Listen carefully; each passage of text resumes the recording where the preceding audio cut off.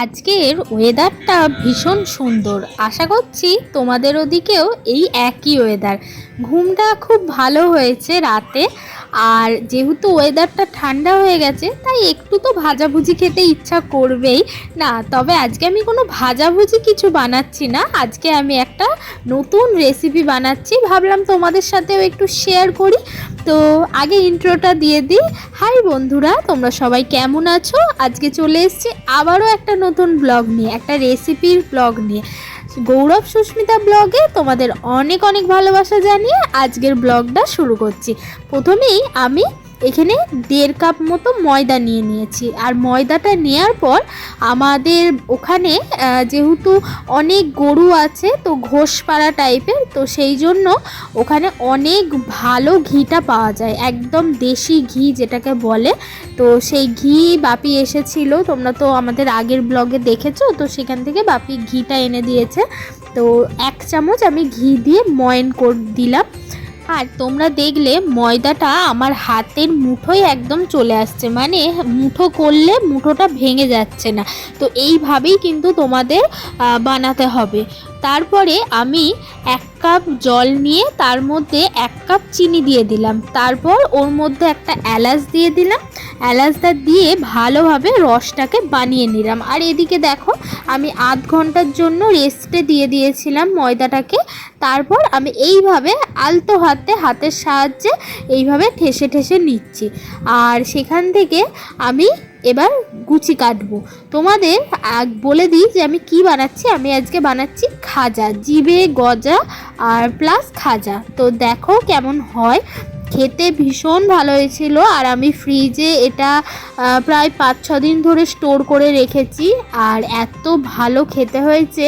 তো তোমরা অবশ্যই একবার বাড়িতে ট্রাই করতে পারো। তো এবার দেখো, আমি একটা বাটি নিলাম, ওই বাটির মধ্যে আমি এখানে 2 চামচ ঘি দিয়ে নিলাম আর 2 চামচ ময়দা দিলাম। তো তোমরা ঘি আর ময়দার পরিমাণটা সেম রাখার চেষ্টা করবে, তাহলে কিন্তু খেতে আরও ভালো হবে। আর দেখো, এখানে আমি ঘিটাও দিয়ে দিলাম। তারপর দেখো, একবারে সুন্দরভাবে মিক্স করব, মানে কোনোভাবে যেন ময়দার লাম্পস না থাকে, একদম স্মুথলি মিক্স করতে হবে। এই যে দেখো, ঠিক এইভাবে নিয়ে আস্তে আস্তে, এটার জন্য তোমরা হাত লাগাতেও পারো, না লাগাতেও পারো, আমি চামচ দিয়েই করছি। ওই 10 মিনিট মতো ময়দাটাকে ঠেসতে হবে। আর এটাকেও ঠিক সেইভাবেই 5-10 মিনিট মতো এইভাবে চামচের সাহায্যে ফেটাতে হবে, যে ব্যাটারটা আমরা বানাচ্ছি। তো এই ব্যাটারটা আমাদের অনেক কাজে লাগবে, তো তাই ভিডিওটা স্কিপ না করে পুরোটা দেখতে থাকো। আর এই যে দেখো, আমার ময়দাটার মধ্যে কিন্তু একটাও লাম্পস নেই। দেখো কি সুন্দরভাবে মিশে গেছে ময়দাটা আর ঘিটা, মানে দারুণভাবে মিশে গেছে। ঠিক তোমাদেরকেও এইভাবেই করে ফেলতে হবে। হাতে 1 ঘন্টা টাইম থাকলেই এটা কিন্তু হয়ে যাবে। তো দেখো, এরপর আমি ময়দা থেকে লেচি কেটে নিচ্ছি। আমি দেখো তোমাদের দুভাবে দেখাচ্ছি, দু রকমভাবে। তো তোমরা দু রকমভাবেই বানাতে পারো। দু রকমভাবে বানালেই টেস্টের একটু হেরফের হবে না, বরং ভালোই লাগবে। দুটো ডিজাইনের বানাচ্ছি। প্রথমে আমি এরকম ছোট্ট ছোট্ট গুচি কেটে নিয়েছি। আমি একটা বড় লেচিও বানাবো, কিন্তু তার জন্য আমি কিন্তু কোনো বড় লেচি কাটবো না, আমি এই ছোট লেচিগুলো দিয়েই বড় লেচি করব। তো দেখো কিভাবে করি। তারপর আমি এইভাবে হাতের সাহায্যে একদম একটু করে গোল করে নিচ্ছি, যাতে আমার সবকটা লেচি একদম সমান হয়। তো দেখো, চলো এবার তোমাদের শাউট আউটগুলো দিয়ে দিই। এখানে রিয়া পাল আমাকে অনেকগুলো হার্ট পাঠিয়েছে, তো থ্যাংক ইউ রিয়া। ভালো থেকো আর এইভাবেই আমাদের পাশে থেকো। তো এরপরে দীপ বিশ্বাস কমেন্ট করেছে, অনেক বেশি সুন্দর লাগছে তোমাকে, তারপর অনেকগুলো হার্ট। তো থ্যাংক ইউ দীপ দাদা ভাই। তো এইভাবেই আমাদের পাশে থাকবেন। তো এরপর চলো তোমাদের আবার রেসিপিতে আমি ফিরে যাই। তো দেখো, আমি এগুলো একদম লেচির মতোভাবে বেলে নিচ্ছি। এতক্ষণ তো তোমাদের দেখালাম যে আমি কিভাবে পুরো লেচিগুলোকে কাটলাম আর কিভাবে হাতের সাহায্যে গোল করলাম। আর এটা কিন্তু আমি পুরোটা সাদা তেল দিয়ে বেলছি, মানে একটু বেলনিটায় আর চাকিটায় যদি আমরা তেল মাখিয়ে নিই, তাহলে তো আমাদের একদম স্মুথলি ব্যাটারটা হবে। তো দেখো, এইভাবে লুচির মতো লুচির শেপ দিয়ে বেলতে হবে। এই যে আমার একটা হয়ে গেল। পর একে একে আমি প্রায় ৬-৭টা মতো লুচির মতো বেলবো, তারপর তোমাদের অন্য প্রসেস করেও দেখাবো। এরপর লুচিগুলো আমার বেলা হয়ে গেল। তারপর দেখো একটা লুচি আবার আমি একটু সমান সমান করে টেনে নিচ্ছি যখন ফাইনাল কাজটা করছি। তো এই যে লুচির মধ্যে এরপর আমি যে এই ঘি আর ময়দার মিশ্রণটা বানিয়েছিলাম সেটা এইভাবে লাগিয়ে দেব। পুরো বাটার বা জ্যাম আমরা যেরকম লাগাই ব্রেডের গায়ে, তো ঠিক সেইভাবে লাগিয়ে দেবো। তোমরা এখানে ছুরির সাহায্যেও লাগাতে পারো বা ব্রাশের সাহায্যেও লাগাতে পারো, তবে আমি চামচ দিয়েই লাগাচ্ছি, আমার অসুবিধা হচ্ছে না। তারপর একদম অল্প অল্প একটু ময়দা ছড়িয়ে দেবো। তোমরা চাইলে ময়দাটা ছড়াতেও পারো, নাও ছড়াতে পারো। তো আমি হালকা হালকা একটু ময়দা ছড়িয়ে দিচ্ছি। তারপর দেখো এখানে আসল ব্যাপারটা এরপর এটাই হচ্ছে মেন। এইভাবে আমি ঠিক রোল পাকিয়ে নিয়েছি, দেখো জিনিসটা কেমন হয়। আর তারপর কোনাগুলোকে একদম বাদ দিয়ে দেবে। আর দেখো কি সুন্দর একটা শেপ এসে গেছে আমার। তো তোমরা যেরকম চাইবে সেরকম শেপ আনতে পারো, তবে যেহেতু এটা খাজা বা জিভে গজা, তো সেই জন্য এই রকম লম্বাটে আকারের শেপ আনলেই বেশি ভালো লাগবে দেখতে। তো দেখো আমি পুরোটা একদম কেটে তোমাদের দেখাচ্ছি। আর কোনগুলো বাদ দিয়ে কিন্তু আমরা ফেলবো না, কোনগুলো আমরা ভেজে ফেলবো, ওটা এমনি সময় আমরা খেতে পারবো। আর দেখো প্রত্যেকটা এইভাবে সমান করেই কাটতে হবে, তাহলে অনেকটা দেখতে ভালো লাগবে।